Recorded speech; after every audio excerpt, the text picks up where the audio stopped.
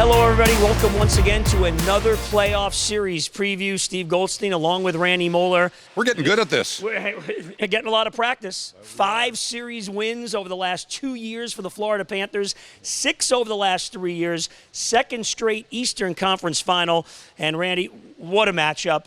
The New York Rangers, they call South Florida the 6th borough with all the New Yorkers and people from the Northeast that live here in South Florida. How about the buildup of this series? Well, the energy in both the buildings that we're going to witness here, Madison Square Garden, I mean, the energy always for the Rangers there. And, of course, down here, the Panthers have built a really good tradition with their fans being the sixth man on the ice. And the energy in Sunrise at that beautiful facility, and it's going to be magical. And the fans I think are going to benefit the most because of the energy and the skill that we're going to witness on the ice by both these teams. Yeah, and Randy Moeller played for both franchises, and we, of course, are here, as we always are, for our series preview for the Panthers, the Fort Lauderdale War Memorial, the Baptist Health Iceplex.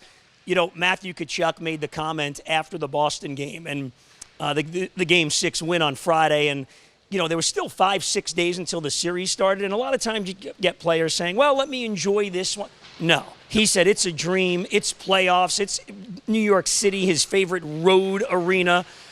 From an energy standpoint, how great is this, not only for the NHL, but for the Panthers franchise? Well, and I think to answer that question it's so impressive the way the Panthers thrive on the pressure and the experience of playing playoff hockey. You've seen over the years where there's been a lot of players, a lot of teams that just tighten right up. These players, led by Matthew Tkachuk, they thrive on it. This is what they play for, and the energy that they get off of playing. And it equals to being able to do it on the ice and be able to perform. And the Panthers proved it last year. They had no jitters in any of the series. And again, this year, they fully expected this is where they were supposed to be. And I thought Matthew Tkachuk said, hey, we've been dialed in since the first day of training camp. This is where we want to be to get back to the finals. Yeah, there was no hangover at all from losing the Stanley Cup final. Let's get into some of the matchups. Great top sixes on both teams. We talked about this in the Tampa series. You start with Alexander Barkov, wins his second Selke a few days ago, gets the big block in Game 6, scores the big goal incredibly. The game in Boston that put the Panthers on top in the series. Is there anything else left to say about the way this guy plays? There's never cheat in his game. He's great offensively, he's great defensively, and everything in between. The legacy of Alexander Barkov, everybody knows how good he is on both sides of the puck. It'll be determined, his legacy, if he hoists that cup. Mm-hmm. And all great players, Hall of Fame players, have that cup, and that's Barkov. And not to be disrespectful, the Selke Award for Barkov, I don't think he cares too much about it. He wants the cup. And by the way, he should just win it every year. He should win it. It's like Michael Jordan. He should win the MVP when he played in the NBA every year, but you got to give it to other guys. I should have won the Norris for 13 straight years, but well, maybe not. Okay. Maybe once or twice for that one big week you had when you were on the Nordiques. You know, if they did that on a weekly basis. Matchup-wise, okay? You've got Zibanejad, you got our old friend Vinny Trocheck, you got Barkov. Lundell and Bennett, Anton Lundell, had a great series. How do you see the matchup in the middle? The Panthers certainly had the advantage, I thought, against Tampa, certainly against the Bruins. How does it match up against the Rangers? Well, this is going to be a lot tougher because the Rangers have that speed up the middle, and Vinny Trocheck, he's been a proven playoff performer for the New York Rangers. And then, with Zibanejad, they've got so much speed up the middle of the ice, and their wingers are interchangeable in that.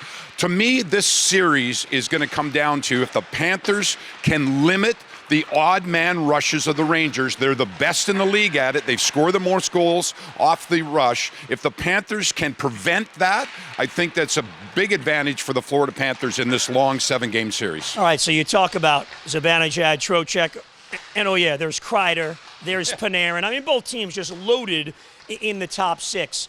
Great transition team. They've got that speed. How do the Panthers limit that? What's the key to not allow them to get that rush game going? Well, it's difficult because the Panthers are the most aggressive forechecking team in the NHL. They've proven that over the last 3 years. But in order for them to have success on the forecheck and the pressure and that, they've got to have support. And if their defensemen are going to be aggressive and pinch down the boards, there's got to be some support back, because the last thing the Panthers want to do is give up multiple odd man rushes to the Rangers. They will hurt you in so many different ways. So you're saying no adjustment in the way the Panthers play, but you just got to be really smart at what you do. Is that pretty much? Yeah, and it falls on, I think, a lot of the defense. And, they want to pinch. They want to keep the puck in the offensive zone. But I think here early on in this series, they're going to have to be very careful and very selective when they're going to be pinched, and that we might have to pull back out and not allow the 2-on-1s and the 3-on-2s. It's all about game management, and the Panthers have mastered that over this playoff series, where they've made those adjustments in game and game by game. That cannot change here against the Rangers. They faced a great up-and-coming goalie in Jeremy Swayman, scored enough against him to win that series, especially late with those 2-1 games. Here comes Igor Shesterkin against Sergei Bobrovsky. Combined 3 Vezina trophies, Randy. Does anybody have the advantage in goal in this series? You know what? It's the easy way out is to say it's a wash. The goaltending is going to be a wash. But you don't take the easy way out usually. No. But Sergei Bobrovsky. Well, it depends on where we are sometimes, but that's another subject. I think Sergei Bobrovsky has mastered. There's so many lulls in these games where he doesn't face a lot of shots, and then all of a sudden, bang, bang, he's counted on. He's the best in the league at it. Shesterkin, he was pretty confident in his ability to stop those pucks and rapid fire. He is so good on not giving up rebounds, and that the Panthers have got to take his eyes away. But long-winded answer, I think both goaltenders are world class, and I think goaltending won't play a huge factor in this series. All right, the Rangers' special teams have been amazing. You got to give them credit. Their power play is deadly, with Kreider tipping pucks at the net. They've actually scored as many shorthanded goals in the postseason as they've allowed power play goals. Do we go back to the same thing we talked about 6 weeks ago going into the Tampa series? Be smart, be disciplined, and just keep it 5-on-5, because that's where the Panthers have the advantage. I think so. Yeah, and they know that. And they've proven that in the first couple of series where the Panthers, they had to be disciplined. They can't have a parade to the penalty box. The Rangers are so prolific on the power play. They snap that puck around. But they have not faced a penalty-killing team like the Panthers that put that 4-man pressure on the puck carrier at all times.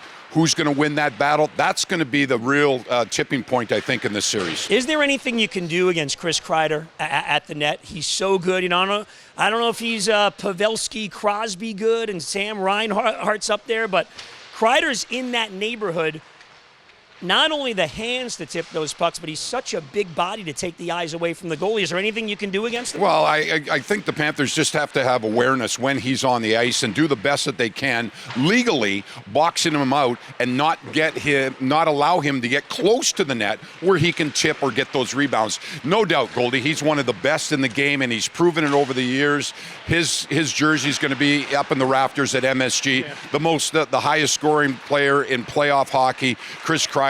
We're going to see a healthy helping of Chris Kreider in these games. He's going to be all over the puck, just almost like Matthew Tkachuk.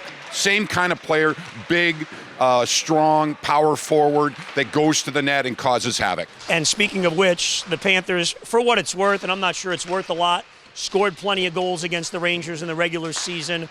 Able to win at Madison Square Garden. How do the Rangers handle the Panthers' top 6? Because every time you look around, and even if you start going into the top 9, Evan Rodriguez had a real good series against Boston. If you're the Rangers on the blue line, every time you look around, you got someone that could put the puck in the net on the Panthers side. We said it the last 2 series. The Rangers defensively, they're going to look, okay, we got the Barkov line. Okay, how are we going to match up? Then you got the Bennett line.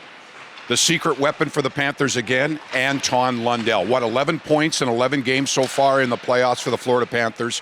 He is the factor, I think, for the Florida Panthers, and his line with the energy, if they stay together with Loisterainen and Rodriguez, they were sensational, especially in the Boston series. I expect that to continue against the Rangers. Yeah, and speaking of Paul Maurice, before the playoffs started, I said, I asked him, Is there one guy? Is there a guy that when this is over, hopefully it's in June, that people will look at and immediately goes, Lundell. Oh, yeah. Lundell's the guy.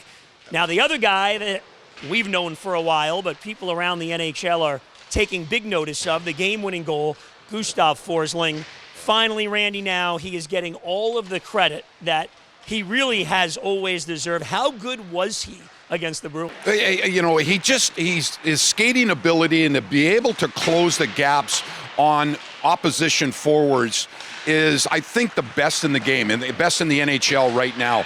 The way that he anticipates and then uses that active stick and be able to shut down those offensive plays from the Bruins that we saw in the Tampa Bay Lightning. But he is going to be tested. Him and Ekblad, the number one pair, they're going to have the most probably minutes on the ice for the Florida Panthers. They have got to stay together, work as a unit, and be able to shut down and work off each other in that. And Forsling, though, I think he's the best defensive defenseman in the NHL because of how many plays that he breaks up. All right, home ice. You think, oh, big deal, home ice. The road teams are 34-30 in this year's playoffs. The road teams were 47-40 last year in the playoffs. Is there a benefit to going on the road where you have no distractions? It's, hey, you're with your teammates, you're playing hockey, you're going out for meals, and that's it. I don't think so. I think these players, and I know it doesn't affect the Florida Panthers, they thrive on playing. They love the energy in the opposition's arena. I don't think there's any advantage at all. They're loud. Every building is loud. It's rauncous out there. And I think the Panthers, they're going to play their same game. They don't get intimidated by the crowd. And I don't think the Rangers get intimidated as well. The Panthers in the Atlantic Division, the last 5 Eastern Conference champions, Boston, Tampa, and Florida, trying to emerge again. Do you see this just being a long series and a few plays, maybe in Game 6 or Game 7 will decide it? Well, I guess you're asking me my prediction of the series. Well, in a roundabout way. You know, I love putting you on the spot with these things, and you don't usually like it, so I skirted the issue a little bit, you know. I think the key for the Panthers is they have to steal one of the first 2 games at Madison Square Garden. If they do that, coming back with the confidence that they have, I'm picking the Panthers in 6. Panthers in 6 games. All right, they've only played one time ever. That was back in 1997. Esa Tikkanen. Two overtime goals. One Game 3 and then one Game 5. And we know about the South Florida-New York connection. The last time New York won a championship, the Giants in 2012. The last time South Florida won one, the Panthers, or should I say the Heat in 2013. Does the winner of this series have the leg up to win the Stanley Cup? Absolutely. I think it's the East right now. I think there's holes in the 3 remaining teams that are out in the Western Conference. I think up and down the lineup, just the combination of goaltending, offensive stars, and that, I think the Stanley Cup is going to be in the East. All right. Well, amazing from the Panthers' standpoint, ownership, Vinny Viola and the entire staff, and Bill Zito, what's been built here in South Florida over the last 4 or 5 years, Randy, and it's not a culmination because this isn't for the Stanley Cup, but Panthers, Rangers, a lot of people waited a long time for a series like this. Oh yeah, this is what every fan wants, and that the 2 best teams in the Eastern Conference, that's what you want, and I think it's going to be a long series, and hopefully the Panthers can come out and they don't want to go to Game 7 back at Madison Square Garden. All right, it's going to be fun. Thanks as always for watching. Hopefully we have one more of these before the Stanley Cup final for you.